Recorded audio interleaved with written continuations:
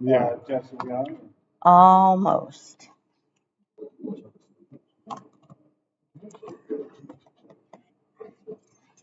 All right. We are on.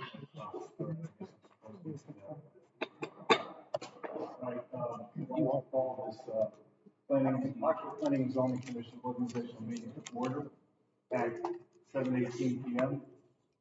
First order of business is pledge of allegiance.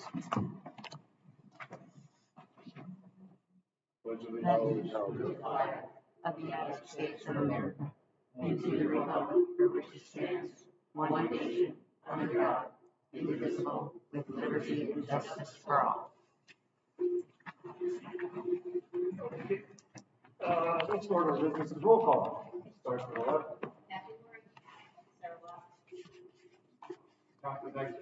Dan Wall. Carl Bouchard. Linda Flinsky. Diamond Rosa. Jessica Pennell. Steve McCary. Kevin Sherry. Jason Clark. Okay. Okay, we've got a full quorum here. No need to see any alternates for this evening. All right, so first up is election of officers. Okay. Obviously, everyone knows we just had a recent election, and so we're starting off with a new board. So, Mr. Chairman, wait, has everyone been sworn in? Yes. everyone's been sworn. Good question. Everyone's been sworn in, right? I just want to make sure everyone had their opportunity to swear. Okay. Everyone's had their opportunity to swear. That's good. All right. Thanks. Thank you, sir. Okay. So first order of business is election of officers. First up, in the effort to try to keep things organized, I don't want anyone speaking over each other. Right? So first up is nominations for chairman of the board, and I'd like to start off and ask if there are any nominations for chairman of the board from the majority party first. I'll make a nomination for Dan Wall for chairman. Okay, one nomination. Any others from the majority party? I'll second that. Okay, nomination and a second. Okay. Next, I'll move over to same office nominations to the minority party. Yes, I'd like to nominate Josh Dykstra. He's been a long-serving member of the commission. He's knowledgeable about what we do and about the town, and he's very comfortable with Robert's Rules of Order and appreciative of how well-structured and well-run the meeting values all of our time. Okay. We have a nomination. Do we have a second? Second. You're not seated. All right, well, we know the answer to that. Mr. Chairman, Josh can second his nomination. Okay. Okay. All right. I wasn't sure of that. Thanks for the clarification. Okay. You All can't right. even nominate yourself. Yeah, nominate yourself, right? All right. So having said that, are there any other nominations? Period. Party regardless. Okay. Any other nominations? Any other nominations? Any other nominations? I'm told I have to do it 3 times, right? So, okay, all right. So we will move to the election, right? Again, we'll start with the majority party. Dan Wall and myself is the nominee. And seconded. All those in favor of Dan Wall as chairman, say aye and hold your hand up. Aye. Aye. Aye. So Jason, Dan, Carl, and Diamond. So that's 4. Yep. Okay. Next, we'll move over to the minority party nomination. All those in favor, Josh, please raise your hand, or say aye and raise your hand. Aye. Okay. Any abstentions? Yeah. Are you? Any abstentions? Any abstentions? Okay. Wait, abstention or nay? Well, nah. Either. Okay. All right, so the majority party nomination passes. Point of clarification. No, sir. Any nay to both or? Nay to both, yes. Okay. All right, so that one down. Nomination for chairman is done. All right. All right, so now I'd like to move on to nomination for vice chairman. I'm going to follow the same process again, so trying to keep things organized and moving. We'll go to nominations for vice chairman to the board from the majority party first. I'll nominate Jason Swan. I'll second that. All right, we have a nomination for Jason Swan, second. We'll move over to the minority party. Any nominations for vice chairman? No nominations, okay. Any other nominations? Okay, all right, so let's move to the vote. We have a nomination of Jason Swan as vice chairman. It's been seconded. All those in favor, say aye. Raise your hand so Jessica can get the count, please. Yeah. 5. Are we all, you all voting together this time? They neglected to nominate, remember? Okay, So all those in favor? so, So it passes by acclamation if everyone's in favor. okay, so we don't, So- yeah, so we really, it's a, But if you don't all vote in favor, it's not by acclamation. But if everyone votes unanimously, it's by the acclamation. gotcha. All right, now we'll move on to nominations for secretary of the board. Again, following the same process, we'll take the nominations for secretary of the board from the majority party. I'd like to nominate Carl Bouchard. I'll second that. Any other nominations? All right, we'll move over to the minority party. No nominations from the minority party. Any other nominations? Any other nominations? Any other nominations? Okay, let's move to the vote. We have a nomination of Carl Bouchard as secretary to the board. It's been seconded. All those in favor, please say aye. Hold your hand up so Jessica can get the count. Aye. Aye. Got it. Got it? Okay. That's done, folks. Let's see. Okay, comments from the chair. All right, so just a couple of comments, right? So, you know, we've all been, a lot of us have been on this board together for quite a while. Well, not quite a while, only a couple of years, but regardless. We still don't know about each other, right? So I figured I would just stand up and tell you a little bit about myself, rather than sharing, right? So, I've been in Oxford for about 18 years. I retired chief of police from town Monroe. I've been with the company of Motorola since I retired from the police department. I've been on this board for 8 years. I just got elected to my third 4-year term. And I came onto this board. I went and seeked it out from George 8 years ago because when I left Monroe, there's a reason I left Monroe. I left Monroe because of what Oxford's starting to look like when you go out close, right? So by the time I left Monroe, which was quite a while ago, and now it's even worse, you couldn't drive out of town on Saturday morning. You could not drive, you can't drive out of town on Saturday morning. So I just wanted to be involved and see whatever it is we can do to avoid that kind of fate. That's why I want to let everybody know where my thoughts are coming from. I don't have the answers, right? But all I know is planning and zoning, right? Planning. Monroe didn't plan. There was no plan. Just build wherever you want, build, and town folks, you know, try to do your best to get out of town, right? So anyway, I'll get off my soapbox. I just wanted to speak a little bit about why I'm here and give everybody an understanding of who I am. So, anybody else want to talk? Feel free. Anybody else want to bring up anything about themselves, about the board, about what we're going to do here? Feel free. I would just like to say I'm excited to hear you emphasize planning. I think that's awesome. Okay, I look forward to doing more planning. great. Beautiful. Appreciate it. Let's see. Oh, Jess, next is the regular meeting minutes, dates and times. Yeah, We need to establish that, right? I think you have something ready for all of us. to look at? I did. So, I think it's in most people. It might not, actually, it's probably not in many people.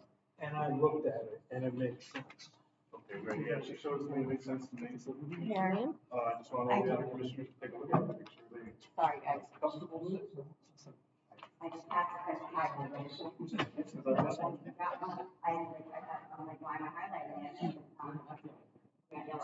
So I would just pay attention, like I put here, since early voting started, October has been a rough month for us. And, And then usually election day, the meeting gets canceled.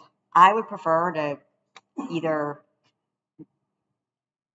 worry about a special meeting for the second meeting in October and cancel election day right now, rather than have to worry about it the week before election day and having to file a cancellation and people expecting us to have a meeting. So if we, What do you want to do with the October 20th meeting?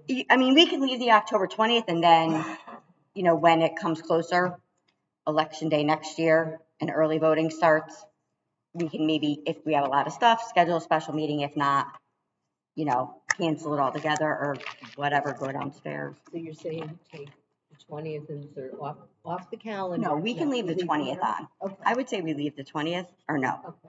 But, remove November 3rd. I would say remove November 3rd because we always cancel the meeting. I think we'll move With the idea of having a special meeting if the need arises. Okay. Absolutely. Everybody's good with that? So, all the votes, we don't have to vote on it. I'd like to add something else. In the notes that you sent, it was suggested that we could start winter meetings at 7:00, summer meetings at 7:30. I would actually like to start them all at 7:00. That's why it's there to start the discussion. Feel about that, but it's like, I'm not certainly not against it. I'm not against it at all. I'd like to start them all at 7:00. Anybody have a problem with it? Yeah, good. We're starting to discuss the meeting and we're gonna start the meetings at 7. Okay. But that's with the new calendar. Yeah, so you don't have to approve. With the new calendar. Yes. Yeah, we aren't gonna change the last couple. You're gonna have to approve the final draft anyway at the next meeting. So I'll just take your stuff and then and then when we do the final draft and you guys sign at the next meeting. So we're gonna do 7 and remove 11.3. Okay, thank you.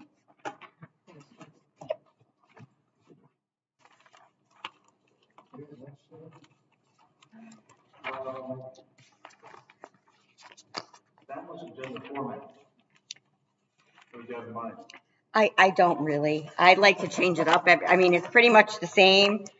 Sometimes Everybody have any suggestions? Yeah. I have a request, and this is because we play to a packed house. Yep. Twice a month. It's a packed house. Right. Back in the day, we used to have an audience of citizens at every meeting, in the beginning of the meeting, at the end of the meeting. I would like to see us go back to that format for those times where we have people in the audience that may think of something during the meeting, people that might come in late. I think it's really valuable and important to hear from the citizens that live in this town. So I would be grateful if everyone would consider going back to that prior format. Let me get it straight. So audience of citizens in the beginning. Where it is, Oh, and then towards the end. and then toward the ends. We used to do it that way. All the boards had them twice. Should we put like a time limit on that per person, you think?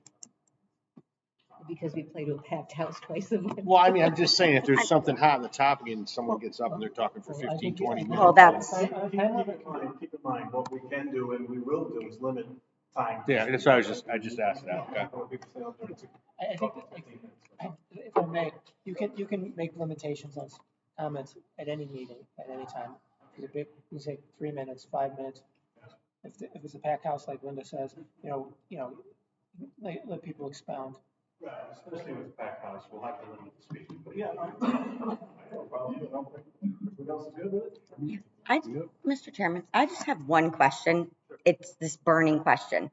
Why do we have audience of citizens items not on the Oh agenda? my gosh, you're reading my mind.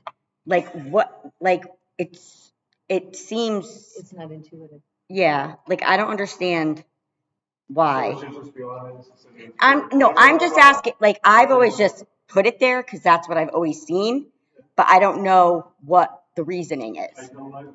Mr. Chairman, a planner once explained to me, it's because we're both legislative body, and a regulatory body. So because we have that legislative role, that's why that limitation is there. I didn't ask for more details, but I'd be happy to look into that. Yeah. So everyone who comes before the commission with an application is required to be afforded due process. And the process is that their application gets heard by the commission. And at times, there's going to be comment by public on their particular application. If you open up to being out of order and allow people to comment just about anything, it will not allow for proper due process for the applicant. It's a complaint someone can make. Okay, that makes sense. That, I was just wondering. Because if I came in to talk about a particular application, I could come up to the time as a citizen and speak my mind on anything, whatever I wanted to, and then go back and sit down, and when that application came forward, I would be able to go up and address the comments, and the applicant would have an opportunity to respond to those comments. And Okay. and I think that it's critical to have that process protected. Okay, that makes sense. Explaining it because that makes sense. Yeah. Thank you. Sorry about that. All right, so we'll go on like we have been. Mr. Chairman, I had one additional suggestion. Since we're planning and zoning commission, could we add an item to the agenda called planning?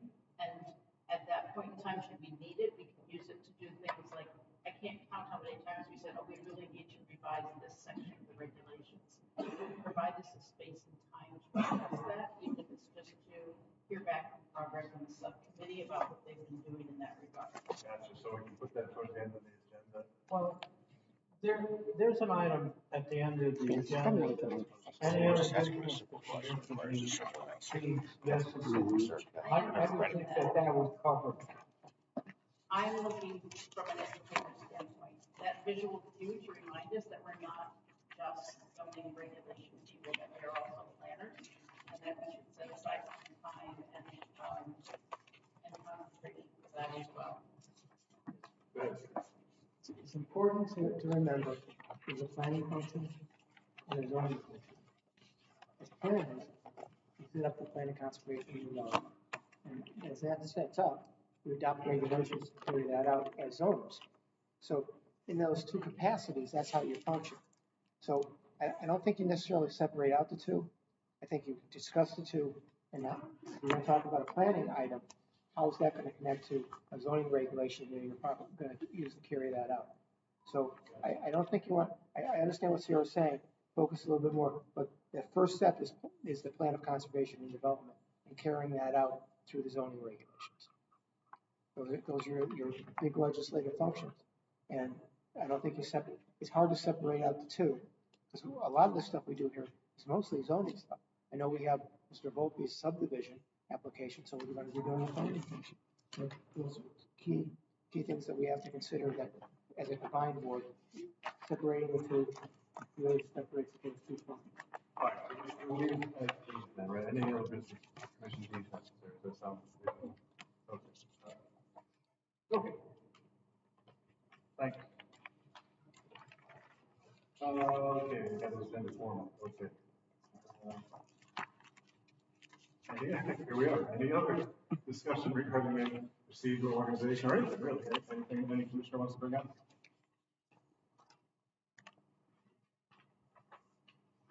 I'll make a motion to adjourn this meeting. Dan? What day do we want to have the applications? Deadline date that So- we both know what it is and we agree on it. Probably like the what? Sorry, I can't hear what you said. What day do you want to hear what? When we have the last day someone can file an application. So normally Jess and I, like, if someone comes on a Thursday or Friday, like, yeah, we have a meeting Tuesday, we'll get you on the agenda, but it's a rat race to get the application, look at the information. So we want to do like maybe a week before, you know, the Wednesday before maybe. Tuesday before. I want to Tuesday do the before. Tuesday before. So you want it the week before the. But a lot of times Steve will cave and say, okay, you know, Dan, a lot of times I'll cave and I'll say, okay, yeah, we'll take it in and throw it on the agenda. So we're not going to. Last reading of the week, folks. So- I agree. Okay. You should put a note on the website that says applications will be accepted up to 5 p.m. on Tuesday or Okay. the following week. So just as long as it's advised, I think it's a great one. I like it. Wonderful. No, you don't have to vote on it. But this meeting, it's kind of like, It's let's one is very loosey-goosey. yeah. It's administrative.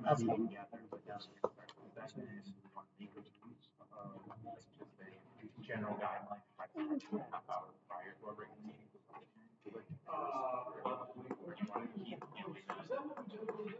started doing it sort of, instead of public hearing, we would kind of, not as a rule, but we would tend to say, let's do it a half hour before the meeting.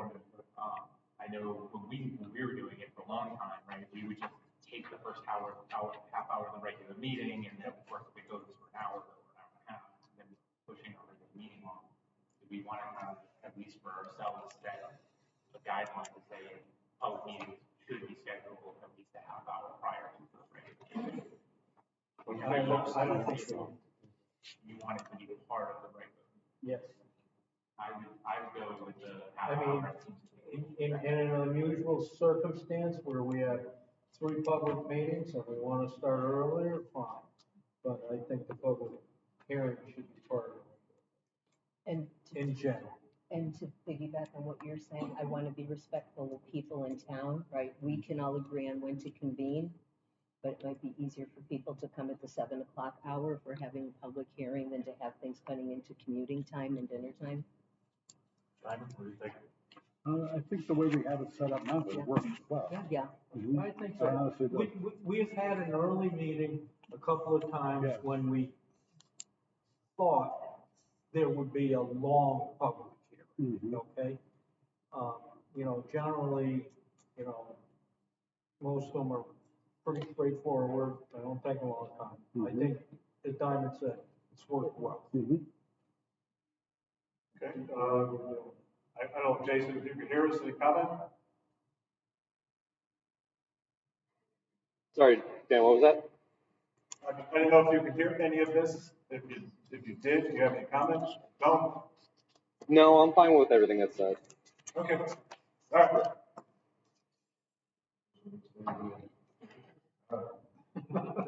Mr. Chairman, I have one more question Sure. before we move on. Sure. I would like to understand in our section 1 of meeting procedures, item B, what does advanced discussion mean? I need someone to really break this down for me. It's on page 3.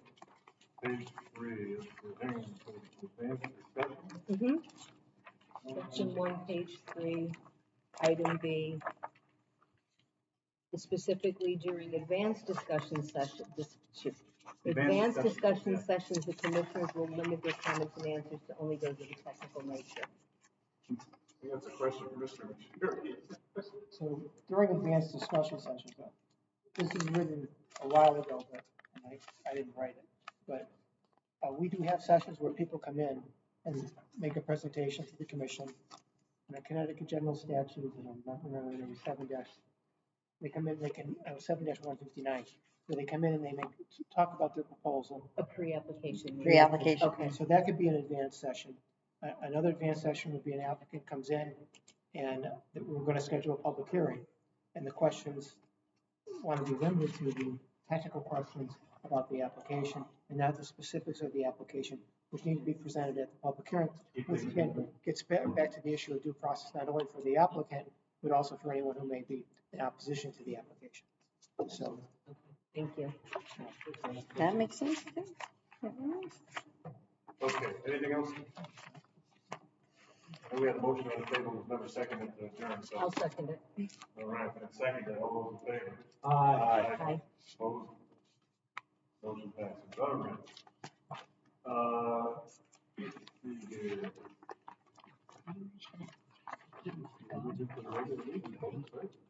If anybody wants to take a break at any time, anybody need to go to the bathroom or anything? No? All right.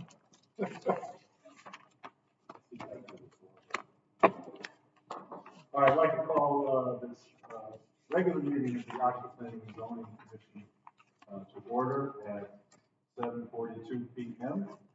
And because it's a regular meeting and we're starting brand new, we're going to gradually pledge allegiance. Pledge allegiance to the flag of the United States of America and to the republic for which it stands, one nation, under God, indivisible, with liberty and justice for all. Now we will call again, we'll start with the letter. Sarah Long. Dan Wall. Carl Bouchard, Linda Chaplinsky. Diamond Rosa. Jessica Pennell. Steve McCary. Kevin McSherry? Jason Swan. All right, so we have a full board, no need for seating of alternates. Comments, I only have one comment, and just congratulations to everybody in the recent election, both sides here of the House, and that was my only comment. All right, so let's move on to approval of the minutes. We have the 10/17/25 regular meeting minutes. I'll make a motion to approve the regular meeting minutes of the Planning and Zoning Commission of October 7th, 2025. Second. Right, been moved and seconded, all in favor? Aye. Aye. Opposed? Motion carries. Abstain, so I wasn't part of the Oh, mission, so abstain, I okay, abstain. Linda was not part, okay, great, thank you. All right, so, next would be the, October 14th, 2025 special meeting. I'll make a motion to approve the special meeting of the Planning and Zoning Commission minutes of October 14th, 2025. Second. All right, motion's been made and seconded, all those in favor? Aye. Opposed? Abstained? Abstention. All right. Next, public hearings, none. Next would be, regular meeting business, amendments to the agenda. We have some. Perhaps, all right. Okay. Let's hear it, Carl. We have 4 invoices. 5. The one I don't have. No, they were confusing. It took me a long, so you could be right. 1, 2, 3, 4. The Halloran and Sage ones are 3 or 4 pages.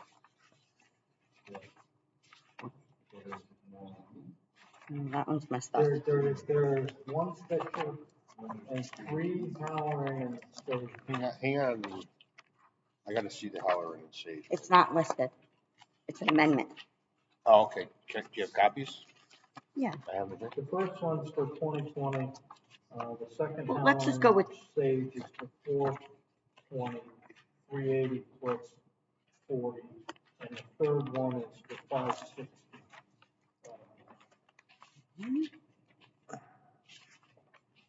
And 420. One, That's 420. sorry, you're right, there are. Okay. Another one, there's 300. Okay. All right.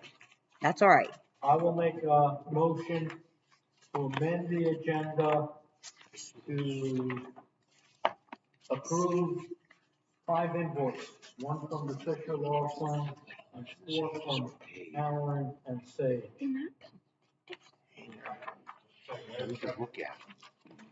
Yes, so we got that, Josh seconded, okay. All right, Thank you. all those in favor? Aye. Opposed? Abstained? Motion carries. Okay. Any other amendments? Carl? No. Okay. Moves us on to correspondence. We have a letter from Town South there, right?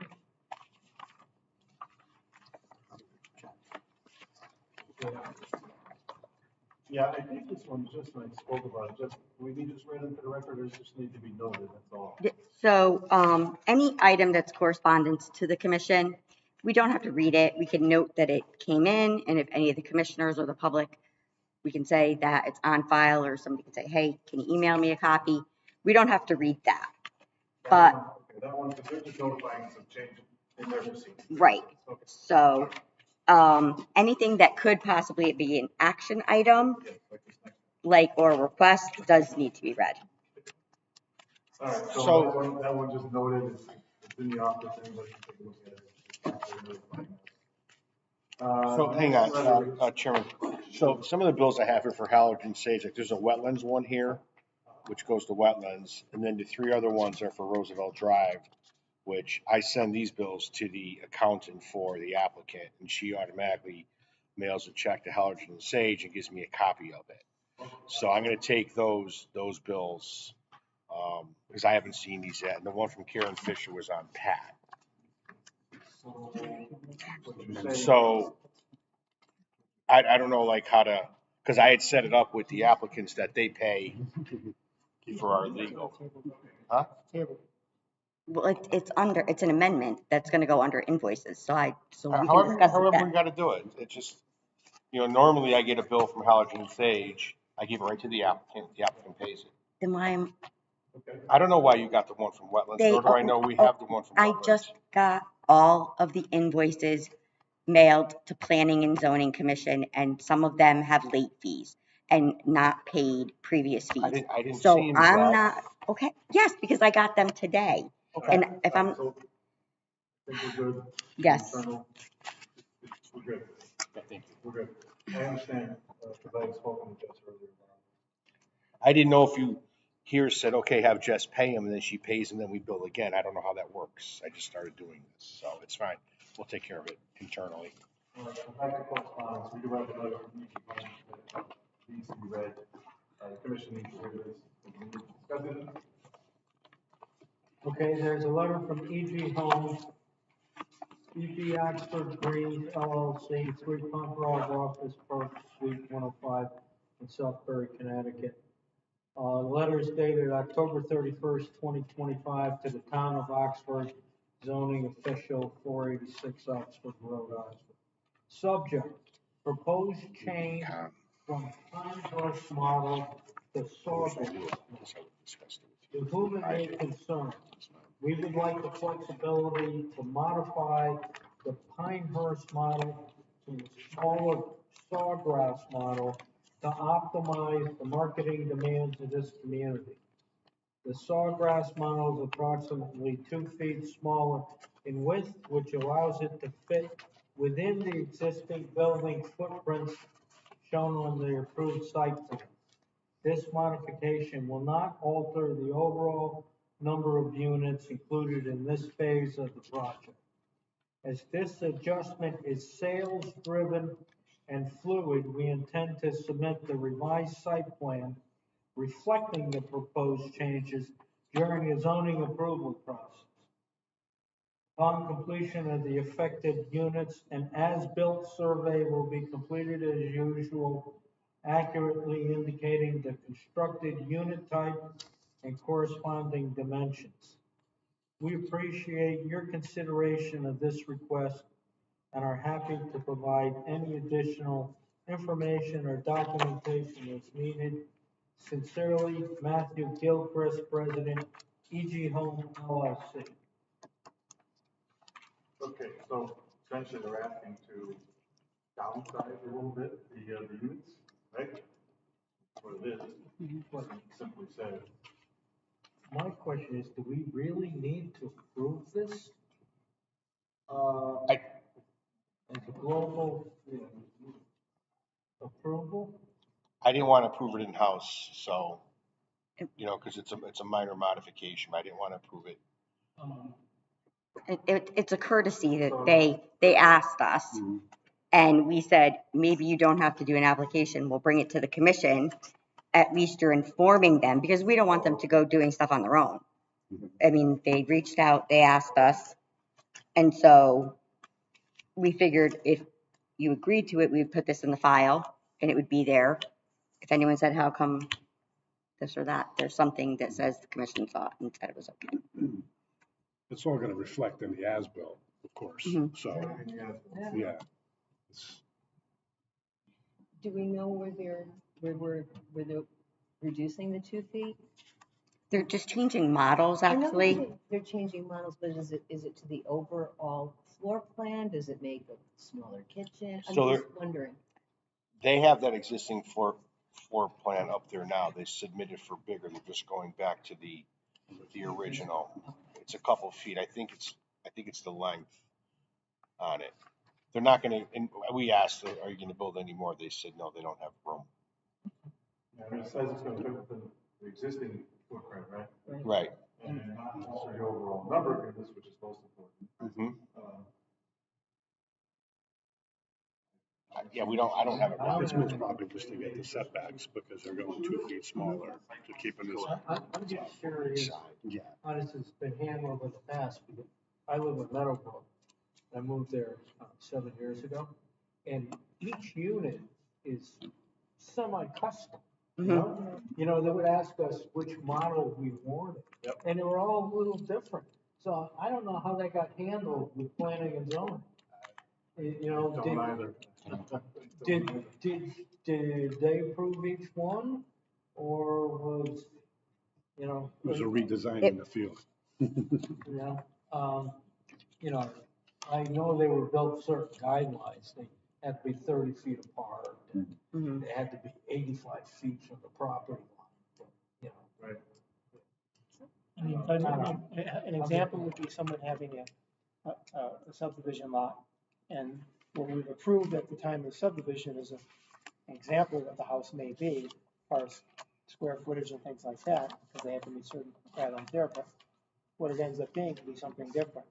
What would be helpful here would be, I don't think we necessarily have to get into the nuts and bolts of it, but ask them to just give us a floor plan of what they're doing, so we have that as part of our file. Yeah, they, Because I'm pretty sure we do have floor plans for proposed units.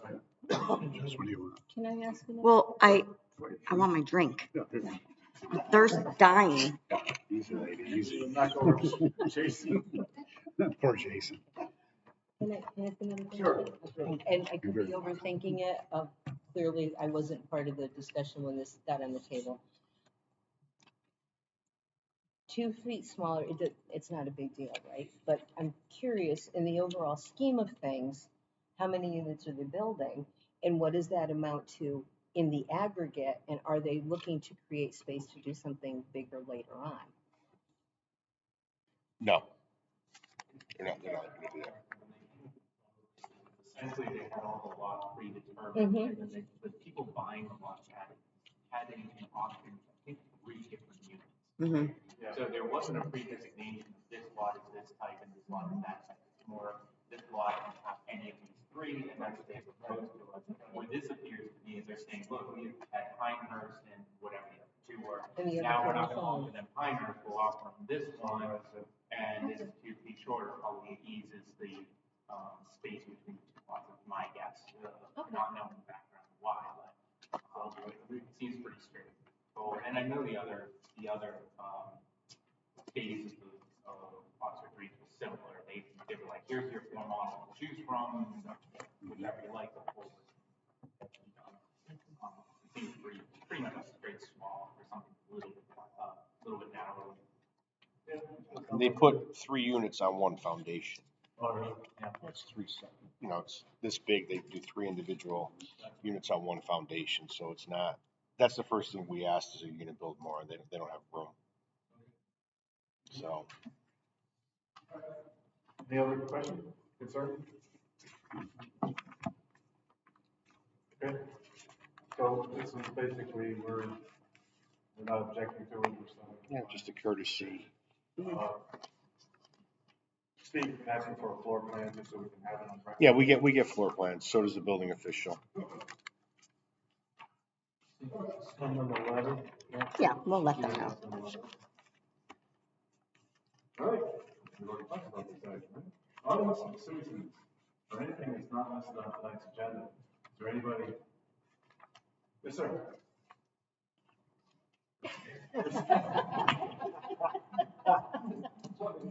Sure.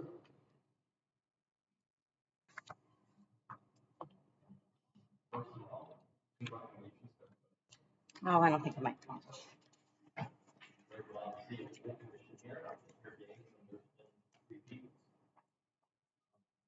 Secondly, just a reminder, if possible, that because we have the commission here and the seats need to be moved further back, and there's people that listen from home, that people with probably microphones, it's very helpful to us that are on here. I agree. And then multiple conversations, eventually, maybe helpful as well.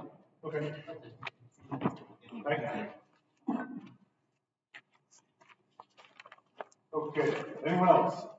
You here, want to talk about something that's not on the agenda? See, you don't, no, okay. All right, I move this on to, full business. Z-25-93, 86 Chestnut Hill Road, re-subdivision. Authorize the chairman to sign the bylaw. So, this one, we have a letter, yeah, we have a letter, dated 11/3/25, go ahead. Letter of the Oxford Planning and Zoning Department dated November 3rd, 2025. Reference application Z-25-93, re-subdivision 86 Chestnut Hill Road Extension, Oxford. Dear Mr. McGarry, please be advised that for the town of Oxford Planning and Zoning Commission re-subdivision approval for number 86 Chestnut Tree Hill Road Extension, that all monuments and iron pins have been set on the process and have been indicated on the record. Re-subdivision map revised November 3rd, 2025. Please call me if you have any questions or further years. Jesse T. Judson, LS. Okay, Steve, any issue with that? I'm sorry, what was the reason? Any issue with that? No. Best for you? No? Okay. Not at all. Okay.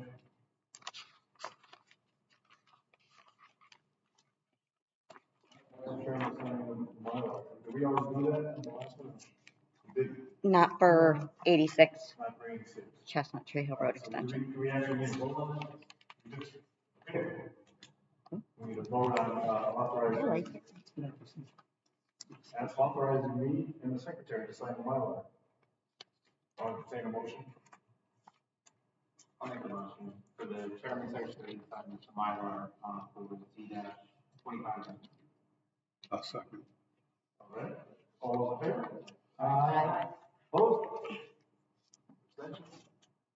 Motion passed. All right, next, new business. All right, Z-25-129 Rockland Road, NVLA 271588. Owner Hartley Blooms, Great Mill Road, Seymour. Applicant Scott Mulvey, Connecticut Residential Incorporated, PO Box 906, Southbury, Connecticut. Application 6-lot subdivision, homes on Martin South.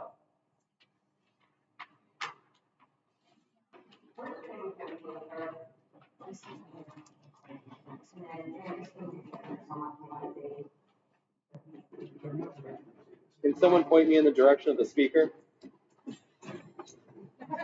Really, Jason? Thank you, guys. Nope. Still looking the same way. When they're rough, they really have that reason. So I think they really have. I don't have an issue with the system.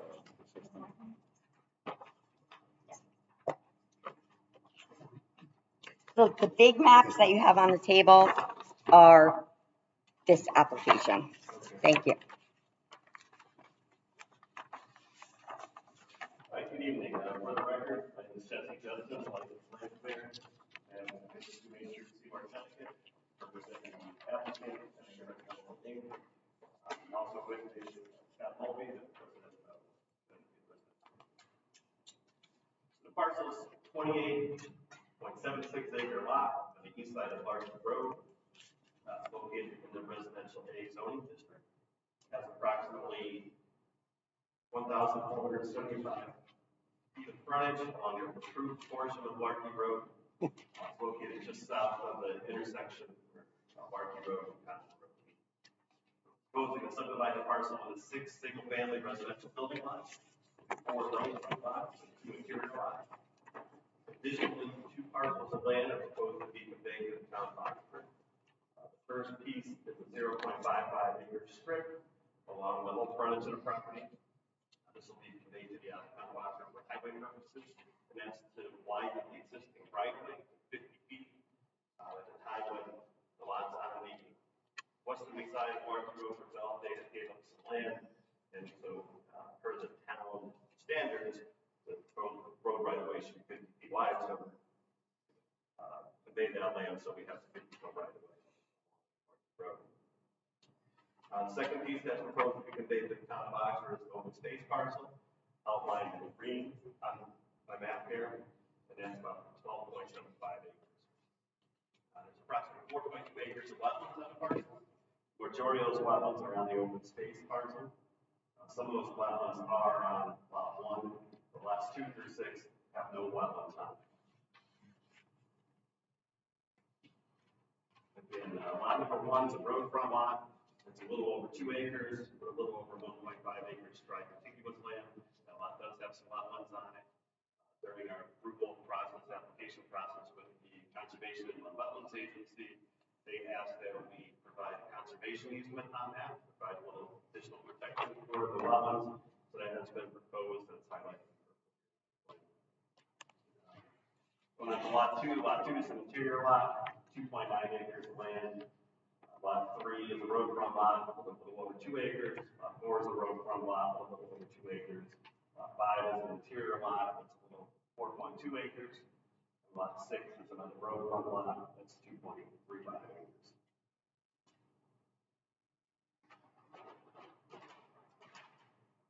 Soil testing was conducted with the Houston Valley Health District, and suitable areas were found on all lots to support a minimum of 4-bedroom house.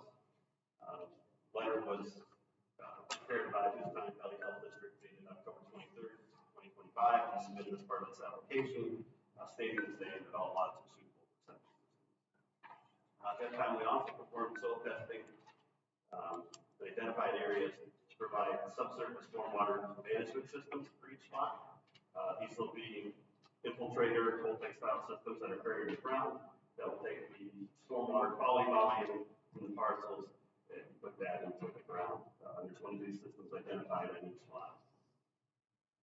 There's no proposed work or storm drainage within Larky Road, and this is an existing improved town road. Our land disturbance is really kept to a minimum of 6 lots. For developing 6 lots, we're only disturbing 4.2 acres, so really that's 0.7 acres per lot. Lighter green area on these color prints is the areas that are going to be cleared. We're trying to sort of keep that to the minimum to keep little woods out here. Standard erosion control measures have been proposed for each lot. Since there are no proposed roadways as part of the subdivision application, erosion control measures are sort of going to be treated individually for each lot, so they'll be developed individually. And while we show the erosion control measures on here, obviously at the time of development, the scheme could change or the house could change, exception for subdivision. So those erosion control measures will be designed for each lot at that time. And that goes back as well for the storm water quality systems. If there's a smaller house or bigger house, that's going to affect the size of those systems. Those plans get submitted to wetlands and zoning before they get to building permits. Proposed design conforms with the zoning regulations and subdivision regulations of the town. As far as zoning, all new lot areas, lot squares, road frontage, setbacks, all that are conform with regulations. Additionally, we proposed a 10,000-gallon fire water storage tank for the town. One of the town ordinances that requires the subdivision of 5 lots or more provide this 10,000-gallon tank for fire suppression. We've located that in the turnaround corner on lot 6. We feel that's the best location. Gives the fire trucks room to pull in here, turn around, sort of get that water. There's no major regrading just proposed. Again, there's no road being cut in, so it's just your typical grading on each lot. Our cut volume for the property is only about 1,350 cubic yards, and our fill volume is 2,000 cubic yards. So as far as our mass grading, we're a little bit short, we're 650 cubic yards shortage. But for developing 6 lots, that's relatively minor grading.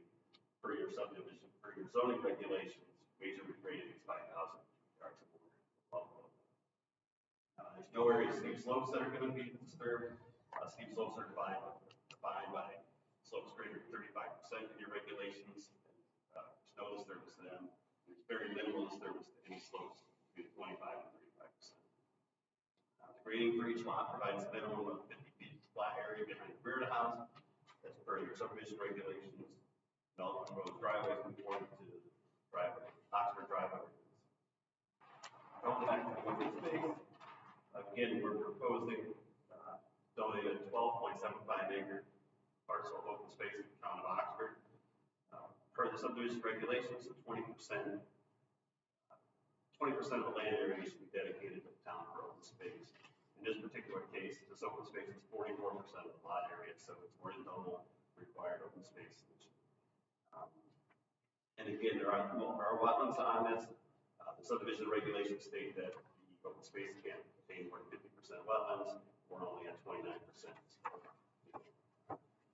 This open space parcel sort of designed, see it wraps around the lot, comes down. We're trying to think ahead for that. My last sheet here, this is for the copy of the town tax map. Just for reference, right here is the Oxford Town Hall. This is where we're sitting. This parcel is right up behind us here. This is the town open space across the street where all the improvements are going on with the walkways. Our thoughts with this open space, you know, there's a large parcel at north of us, the Ives property, another large parcel above that, the Nelson property, which runs on Bridge Street. You know, someday we can envision a corridor of open space coming up through existing open space. And as far as even if the town wanted to improve trail systems or something, you know, it's just a short walk up this portion of Larky Road into this open space. Hopefully that can continue someday to build on what you have. Again, all lots have been approved by Houstonic Valley Health District. We have received approval from the Oxford Inland Wetlands Commission. Happy to answer any questions.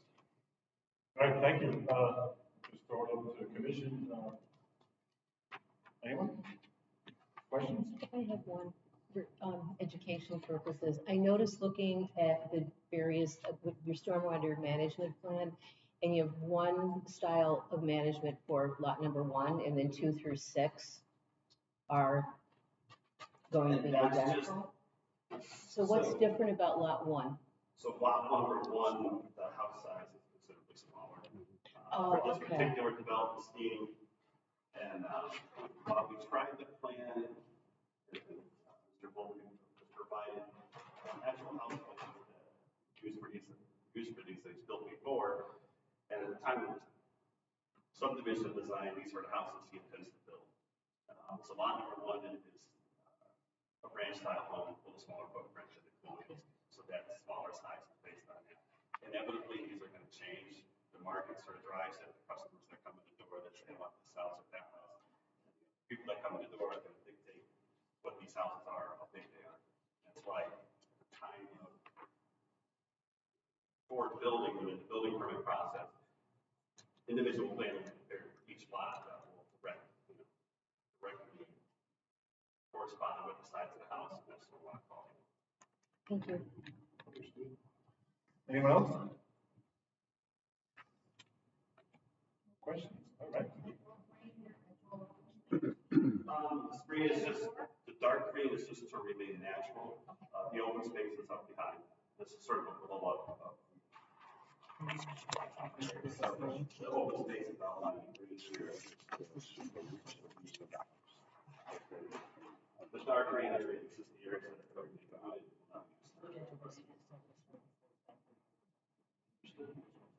Okay. Any other questions? Okay. Thank you, sir. Right, we have one here, accept this completely referred to plan and zoning engineer. Right? That, yeah. So you're gonna, yeah, we'll have the applicant PDF it to Jim Galligan. Is that what you want to do? The I'll commission PDF also it. has to determine whether they want to conduct a public hearing on subdivision application, which it doesn't have to, but it can. So you make that determination now, whether you want to conduct a public hearing.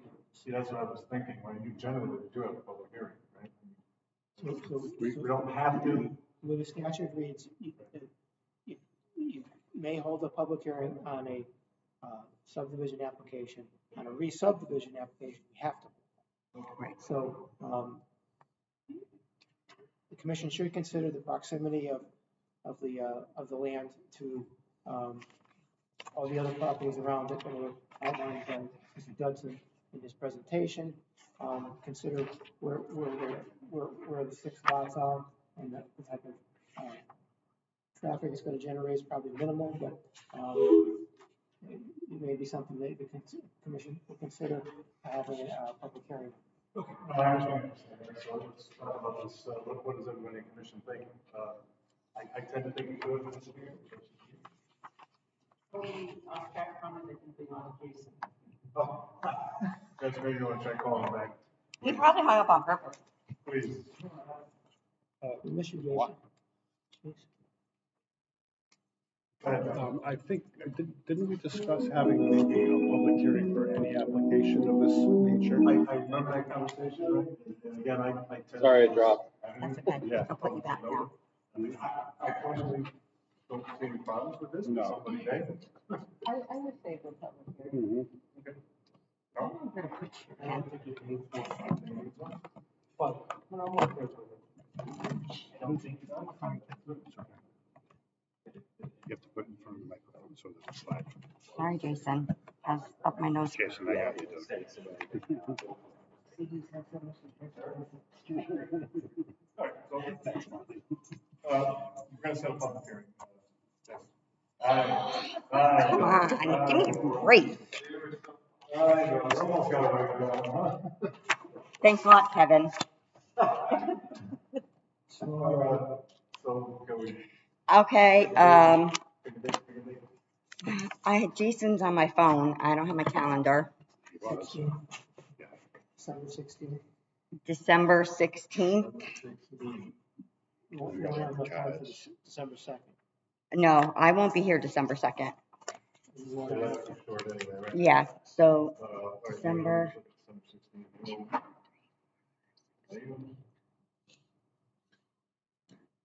Well, it's a regular meeting day, right? Yes. Yeah, I can get it in for the 16th. Yes. I'll be there. All right. So what, at 7:30 during the regular meeting or right before the regular meeting? 7. Then we We just went through that. Well, the new. Oh, the new schedule starts at time. 7. The new time starts the first of the year. This one's at 7:30. Oh, yeah, that's right. New Year. Yeah, so. What do you have in that? I don't think we need to meet early for public hearing. I think this is, it's gonna be, Yeah, this fairly straightforward. No, you agree. So at the We just gotta 7:30. read some letters. All right. Done. Okay. Done? As soon as you vote on it. Did you vote on it? Motion to set the public hearing for application Z-25-129 for the regular meeting on December 16th at 7:30. All in favor? Aye. Opposed? Any abstentions? Okay. All right. Next up, zoning enforcement. I have nothing tonight. Okay. Back in the day, Steve was providing a report to the commission of the activities that come through the office. I personally would like to see that resurrected. I think it's helpful for the commission to know what's going on, even if it's not a problem. I think it's incumbent upon us to be educated, and I'd like to see us get back to putting that into practice. I'll give you complaints, but I'm not gonna give addresses. Is that okay? Or no, I'm not gonna give you names, but I'll give you addresses and complaints. That's how I'm gonna do it. That's how I wanna do it. I'm just trying to be diligent about what's going on in town. I get it. And if there's something that requires more information, then if I can give you a report every other month or whatever I have. I've had 2 last month, but they may end up going to Linda, were you court. and I thinking don't about the really wanna- new, like, maybe same use businesses coming in, that kind of report? I didn't hear, what did he say? He asked what I'm asking about new business. What I'm asking about, Jason, is I'd really like to see an all encompassing, so we get an idea of what's coming down the pike. So not only complaints, but anything that you might have wind of that might be coming to the commission, just to keep us all. Yeah, I can do that. I can certainly do I that. think Steve does that already, doesn't he? No, it depends what I have. Yeah. Normally I'll do a verbal. If you want it in writing, I can do a spreadsheet or something. That's fine. I would find it helpful, and again, just for informational purposes, so that we know what's coming. I mean, it's important to Complaint learn can- what's going on around town. Complaints have like, so now that I ask for it, their name, their address, their complaint, I tell them it's public information, they just like hang up, which is good. Well, that's good, then we know, It is. we know the department is not being weaponized, right? We know what's going on, and we don't want it to be weaponized. But I Sure. would like to see whatever's coming down the pike, and either, I'd like to see it every meeting, or at least once a month, maybe. Once a month I'll do. That's fine. Because normally it's like a 30-day, a 60-day, a 90-day thing. You know, that I start the fines after 60 days, and hopefully during that time, people do what they have to do and clean up or whatever they have to do. I've got 2 now that are brewing that are big, so I don't really want to discuss them yet. You can just keep going with the spreadsheet, we can see what's happening. Yeah, I'll get you something. That's fine. Okay with that? I'm okay with that. Anybody else? That's fine with me. I was just curious, Linda, if you were looking for not just the complaints, but anybody that comes in to talk about a new project or to file an application. Yeah, I'd like it to be all in. I don't want to overthink it, and I don't want to turn it into micromanagement, because that's not my goal here, right? Not looking to see like. Yeah, no, a lot of people will call and they're like, well, just keep it on the QT for now and wait. And if there's stuff brewing, like I just can't discuss right now. I don't. Now, wait, are you You know. talking about issues? or you No, talking like about- applications, people coming in, you know, just, And I don't feel the need to know about that. but Right. Anything that feels that it's got some tangibility to it, Mhm. Anything that's written, yeah. anything that's written. I mean, Just keep it that way. I Anything trust that's written. you to use your discretion. I got it. No worries. That's easy. Is that it for that? Hmm? Can I say something, Mr. Chairman? Excuse me? Can I say something? Sure. Because you were just asking, it just reminded me, I got an email today, I have it right here, that Oxford Greens is gonna come back in. So we'll have that coming up for What are they, oh, for the the clubhouse or the thing they're doing. pickleball. Oh, the I don't know, pickleball, yeah, they gotta program. come back with a site. Yeah, so they're can't gonna, even- I yeah. know, they're gonna be coming in with their application. I'm assuming they'll have it for December 2nd. I don't know exactly what type. And then we also got a health district approval. I think I told you about this yesterday, for a 5-lot subdivision on Hogsback Road. Hogsback Road, yep, comes out to Great So Oak. Hogsback, Yes. Great Oak. Hogsback and Great Oak, and so, but they haven't officially applied in wetlands or zoning yet. But that's the kind of stuff that I think is good to know the buzz. Mm-hmm. That's, Mm-hmm. that's the only buzz I got going. All right, I swear. all right, thank you. All right, thanks, Dan. Let's move on to invoices, please. Okay, Invoice. Steve, let's go through these one by one. Invoices? Invoice, okay? I don't even have them So now. this is, okay. Let me read this, it's going. The first one, Fisher Law Firm. Yes. Is it a legitimate invoice that we should retain? Yes.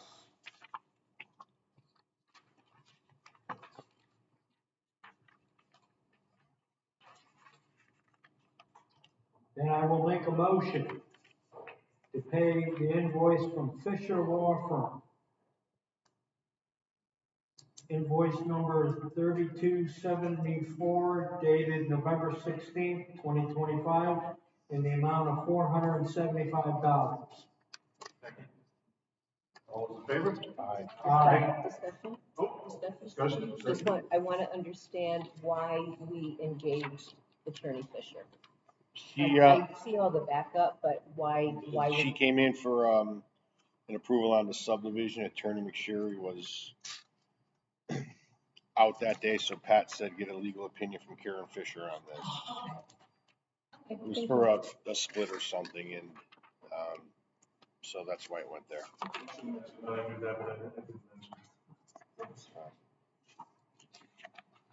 Okay, the next invoice is for Halloran and Sage in the amount of $2,020. Why that that's a wetlands, that person, I don't know them, that should go to wetlands. To go to what? Yes. Okay, moving on. The next one from Halloran and Sage is in the amount of $420. So on the top there, oh wait, 420, the one I have is 1,500. You want the one, the invoice number ending in 2310, I The invoice number is 11482 10. Going? It's got a $380 Hang on. new invoice and a $40 previous balance that apparently wasn't paid. I don't know, I'm gonna have to check this, because normally he'll put down who it's for, It's or the address. It says general zoning, right but here. It's for the moratorium. I got one here for, where does it say That's that? not it. You gotta go past. You gotta go past that. Next. Time out. So after your page for Karen Fisher, it goes to the wetlands, then it goes to page 2, ending invoice in 316. Is that what you have? That's $1,500. Steve, I have the same thing. You Then do? you have the same order I have? Yeah, so I have the $1,500 Halloran Sage after. Carl, can I come up and can I show you what I have? It'd probably just be easier. think. I think the Yeah. collate this number. Because it's all the same, it's all, Just in a different order. That was the first, this is the first page, right? I mean, the first one. First page, Second page, second page, right? Yeah. third page, 2020. It has the backup. I don't have that. Oh, I do. 520, Oh, wait, wait. 520. now 420. Yep. Okay, I missed that. What's this page here? That's 380. I know, 380. It just so happens to be a 380 here. What's this? That's it. Okay. That, There's a $40 late charge, previous balance. Yes. Okay. I have to break this down, but I have to break it down. If they combine me with wetlands, when I think they should have done that. Okay.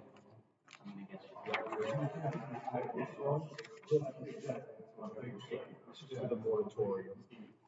Is this one good? This one is good. Okay.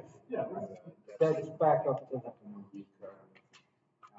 And that's back up. That's bad. That's. Okay, this is a new one. This is November, yeah, this is, no, I'll take this one. This is ours, but it's paid by Roosevelt Drive. I have your account is speed dial. It's not the one. No, this, the client, the applicant pays this one. Okay. no communication. That's They're about. sent here to be reviewed. Is that what it is? This Okay. is the backup for that. That's three, okay, so that gets paid by them. And that's the backup. Okay, yeah, then we're good. Okay. Not for me. So we have to pay So the we have hearing. one to approve, Right. okay? I don't want that shit. I don't know why I got the wetland stuff, but I did. I have an invoice from. Kevin McSherry's Halloran and working for Sage, nothing. Invoice number 11482-310, dated November 13th, 2025, in the amount of $420 for approval. All those in favor? Aye. Opposed? Any abstentions? No. Motion passed. Anything, Carl? That's it. Thank you, sir. Other business. Town of Oxford and Cornerstone Church land swap. Chairman and Secretary to sign bylaw for the approval of 10/14/25. They screwed this. So we discussed So you don't get snapping. I have no idea. in the previous board, We shouldn't have got that. the master right there. I just want to know if anybody has any questions, concerns, anything we want to talk about with this.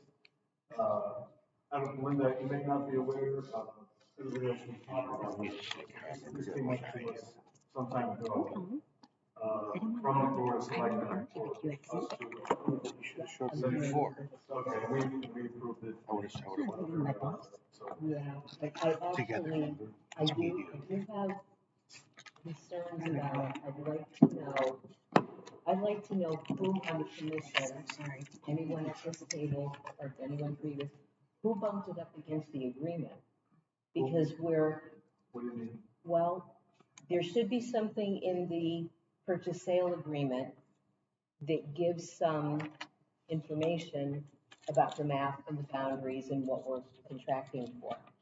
If it were me, and this were something that I were doing personally, I would want to bump the two up against one another and make sure that they made sense.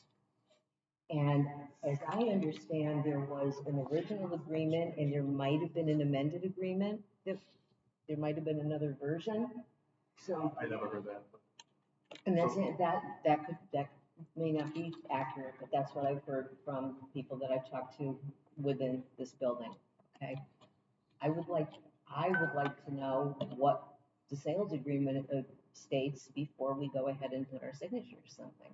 All right, so have you looked at this that's here now today? I've seen it.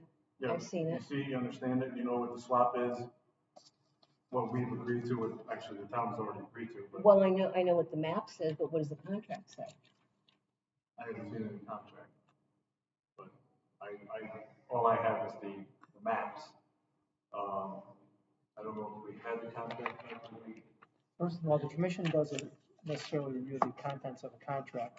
What they get asked in, was October 20th of 2020, the commission was asked to, under Connecticut General Statute 8-24, whether the town should sell sell the property and do this exchange pursuant to information that was presented to the commission. The commission had a discussion, according to the minutes, about 8-24 and what those concerns might be. And then there was a decision made by the commission unanimously to endorse the sale of the property. The commission doesn't negotiate the terms of the contract. I'll just go through it. And when the commission makes that decision, they've done what they had to do. Now, in the quirk of the regulations of the town of, in ordinance of the town of Oxford, when the town of Oxford does something, they're not subject to coming to the zoning commission and asking for its approval. They're exempt from the zoning regulations. So that being said, going back to the Board of Selectmen, after the commission did their, it was before the, I might have my dates mixed up, but the selectmen then voted to have, that was in the course of COVID, so they were under control of doing it. So they voted favorably to do the land swap. Now the land swap, I think the town gets 14 acres, 7 acres goes to the church, and the church pays the town $100,000. That's all part of the information that I've seen that.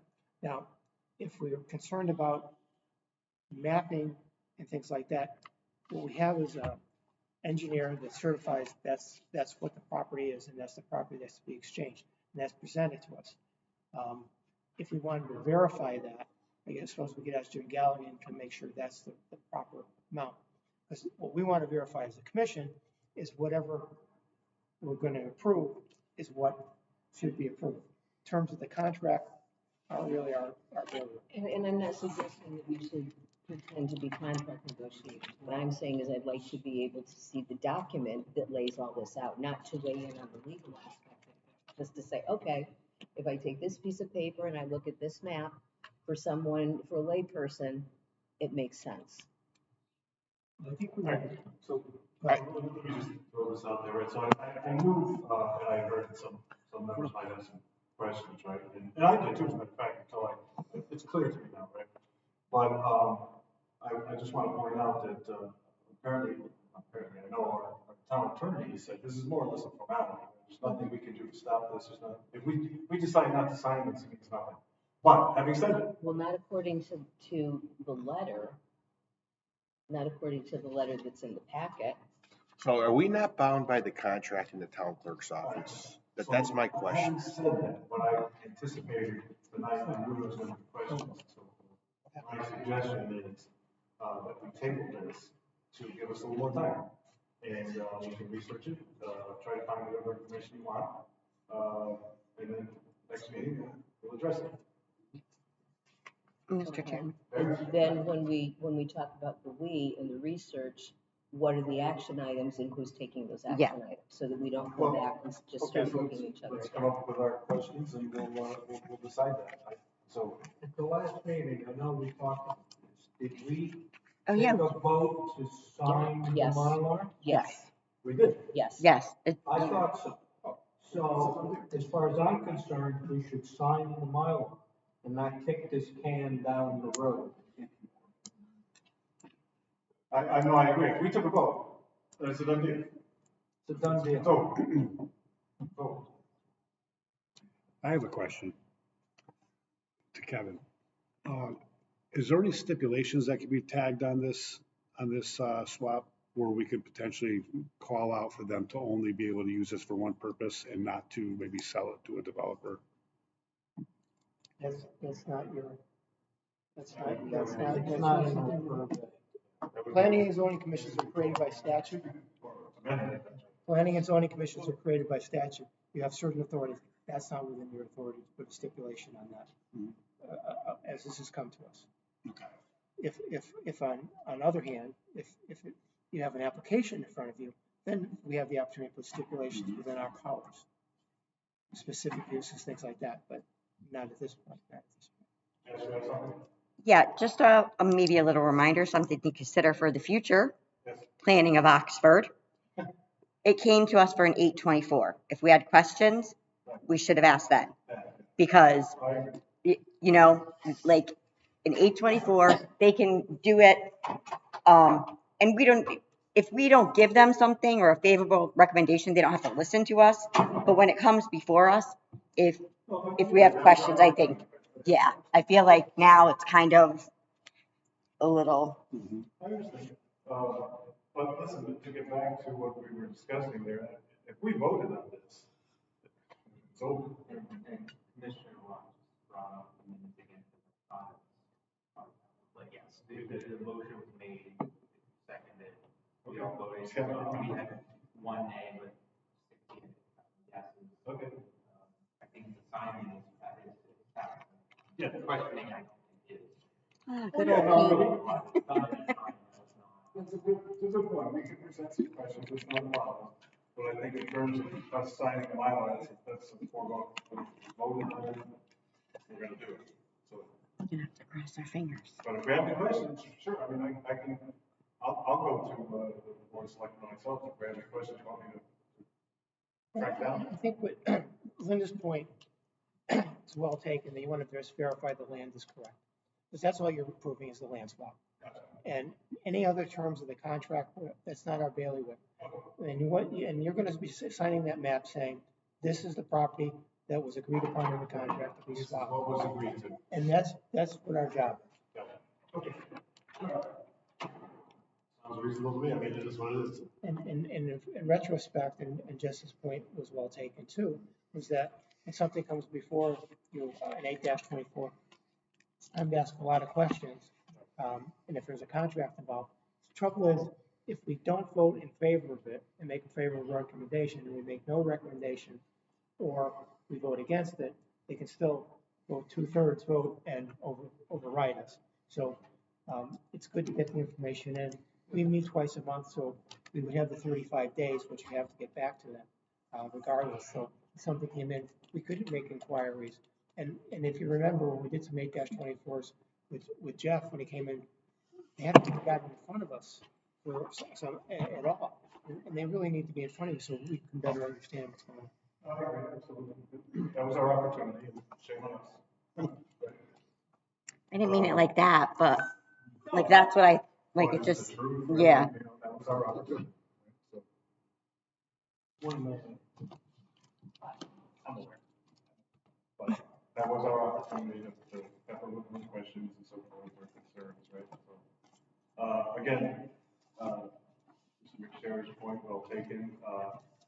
I'm supposed to sign this, so I will confirm that this is the actual, represents the actual land swap with the board before I do it.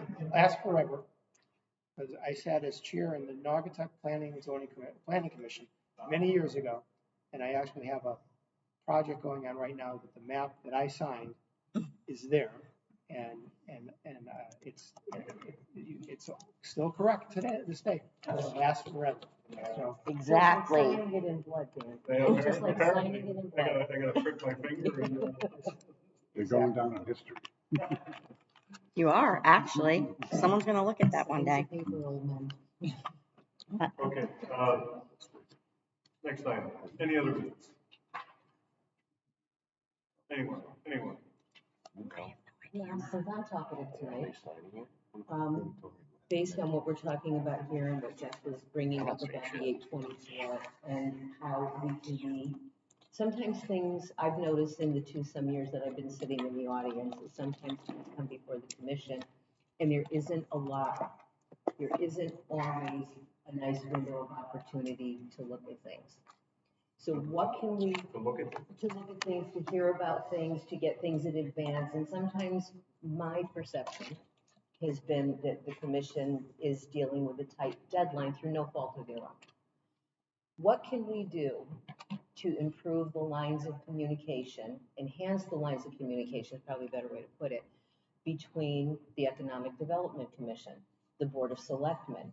So where earlier I asked for Steve's report so that we know what's going on around town, how can we be privy to more information earlier so that we have time to formulate intelligent questions and not feel like under some circumstances that as a commission we're under a gun?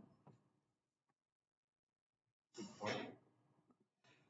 Economic Development Commission comes to mind because we know we've had some experience there, things have been sprung on us, right? I think we should nominate one of us to go to a Board of Selectmen meeting, an economic development meeting every month. Liaison, right? Liaison. Because I have no life. I'm just kidding. I was Well, just then we kidding. could go together. Go together. It'd be helpful. I mean, a lot of stuff we don't get from, other departments and, My suggestion, right? That's something we want to do. Can we get their meeting minutes? Designate a meeting for each. Jason had a question. I don't think. Or Jason, Yeah. Jason, go ahead. Can we get their meeting minutes and those be shared with the committee beforehand? Yeah, Well, Jason, we can, and those are always on file, but I'm looking for something more comprehensive.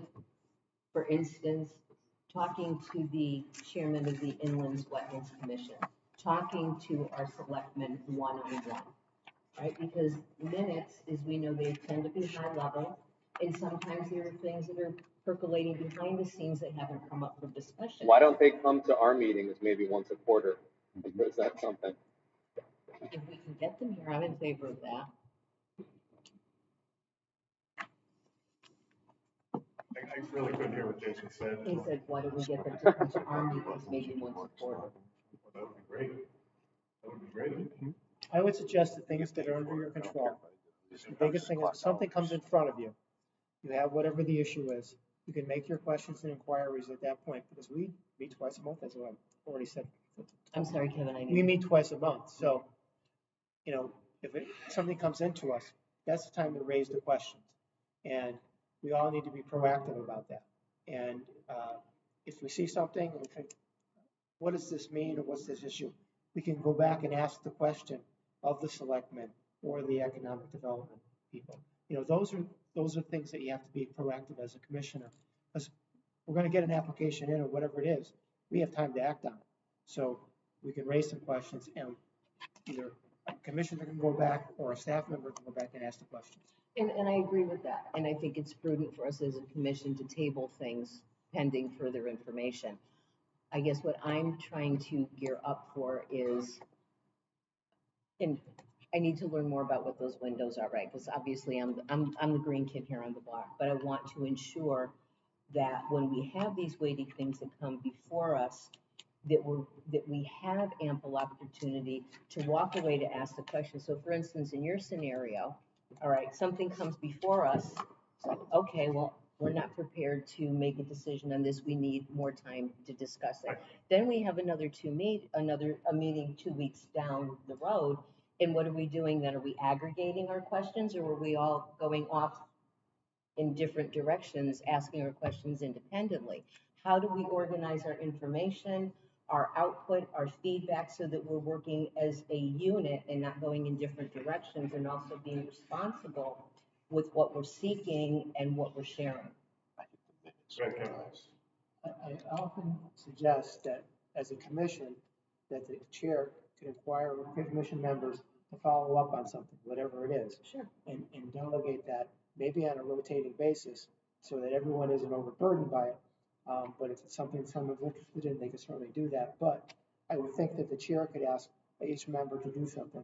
And that one does a couple things. It gets it more active. And I think I've sat on commissions where I didn't feel like I was doing anything. But if I get asked to do something, I'm going to follow up on it. Like poor Carl has to read my motions all the time. He's exhausted. What I'm saying is that the chair could make an inquiry of someone to do something as well. Absolutely. And I'm open to just. I like Jason's recommendation, so I think that inviting the other boards, maybe we can't make it happen, but we can try to come in quarterly anyway, right? I think that's a great idea, particularly the board of selectmen. You know? And if you're reticent about attending, I would recommend that we become proactive, because it's incumbent on us as commissioners, but also as residents in the town to know what's going on. Yeah, I agree. I mean, I'm going to do that. I'm going to take that recommendation and see if I can get these boards to come and see it. But again, to Kevin's point, right? I think the whole thing was sparked by this church thing, which happened 5 years ago. And honestly, then it wasn't jammed down our throat. We had time to discuss it, and we Maybe like once, just moved ahead. I don't recall, I was there, I don't recall, if anybody had any questions, I don't remember. But it's just that when it comes back like that, then everybody says, hey, what the heck happened? And now we get a lot of questions, right? But yeah, when these things are presented to us, that's the time we need to dig in. And if we're not comfortable, take no action until we can find out. And at that point, we'll talk about what is it we're looking for and who would be best to go and get it, right?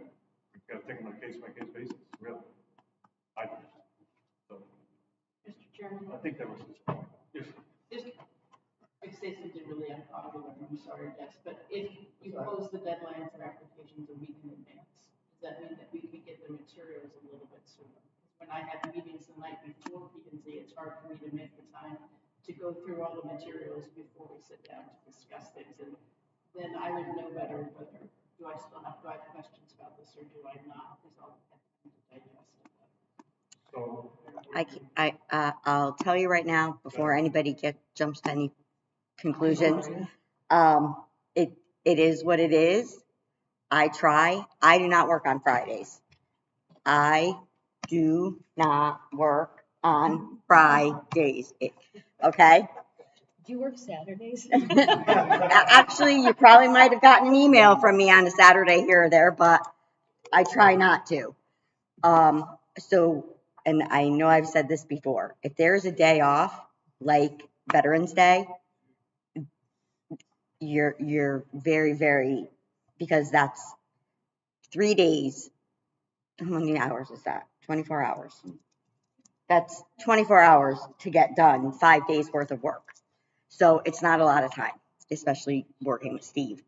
I do try, I like to have the agenda done on Thursday at the very, very least. If you see that agenda in there by 4:30, it means I tried my darndest to get everything in, and not always do we have everything when the agenda closes. But it's the general principle of that Thursday work Thursday. so That is my goal. It is my goal.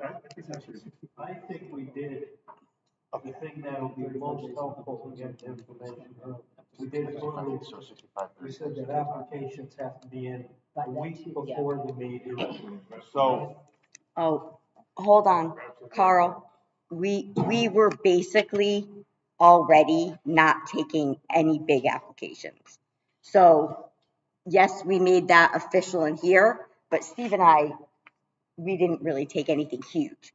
So I wouldn't necessarily expect a huge change yet. I mean, I'm being honest. It's the right thing to do. I mean, I'm being honest, and it really depends what kind of application it is. You know, if you have 2 pages or maps, you know, 2 sets of maps or whatever, but we try.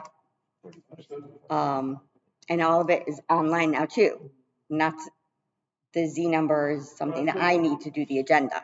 All right, So listen. It's a general principle rule, whatever, we're gonna try to get them out on Thursday. Yes. That seems to be very reasonable for everybody.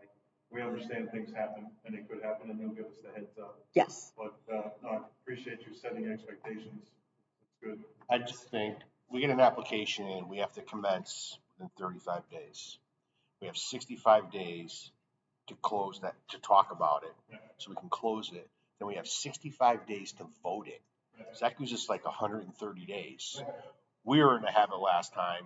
Pat and I would just like get it done, but we don't have to rush. We can just, we'll just, if Sarah and Risk, we just table it and get your information in, and we don't have, we're just, that's the habit we're always into. So that's a long time. It's 140 days. Yeah. And if they don't like it, then, you know, it is what it is. I mean, the public hearing tonight, no one wants to do that, but we're doing it. So we'll just have to just take our time and just look at everything. What are you laughing at? Nothing. And just, The one time I don't want to have a public hearing. I know that you're very good about managing the calendar insofar try. as deadlines, right? When we need to do something, when something has to be voted on, you're definitely, you're the calendar guru. But 120 days will slip fast, so we just need to be conscious about, Jess will always keep us on track. Always keep us on track. But time has this habit of spinning. Just so we're clear, you have 65 days to open a public hearing. Public hearing, once it's open, it's for 35 days. It can be extended, it's for an additional 65 days by the applicant. And then after you close it, you have 65 days to make a decision. How many extensions can we ask for if we want? One extension, you can, One it's being a extension. series of extensions totaling 65 days. And that could be at any portion. There's a lot of time. Yeah, it was just Works out to be 200. like that veterinarian clinic, we kind of like just, you know, we should have, whatever, it's water under the bridge, but we'll just have to extend and take our time. If we're not sure, we're not sure, and we just converse and, you know, go from there. Right, that's fine. Nick Brown. Second. All those in favor? Aye. Thanks, What folks. time is it? 8:50. All right. I hope this recorded. All right, bye, everybody. All right, bye, Jason. Oh, shit. All right. Isn't this thing burn up your battery? No. I don't know if this is Garden in the state. No. It's the other side. Huh? This is the ugly one. I got another one. I got a snowman. Is this the case? Do Yeah. you not know that Beatles song? This is Garden in the. Yeah. The Beatles song. Right? Same song? Yeah, I think it's the same song. Ka-choo. Yeah. Dear, no, I This is don't know Garden in that. the Sea. Thank you for not bringing that up. Thank you. Oh, okay. Thank For your you. records right there. Thank you. It worked out pretty well, right? That Quit putting me away. I think. Yeah, I gotta see how the recording was. I gotta figure a way to, You had it right next to a microphone, it should be yeah, okay. I know, yeah. Because you're right. Even though I knew 7310. it felt icky Call me and then hang having to up. defend myself for the thing that you asked me about. Appreciate it. Thank you. So thank you. All right. And Just, if you could get it out on Wednesday. exactly. Yes, thanks Well- for everything. Oh, all right. Are you going someplace? Yeah, right? Just being polite, fine. You're being Simon, just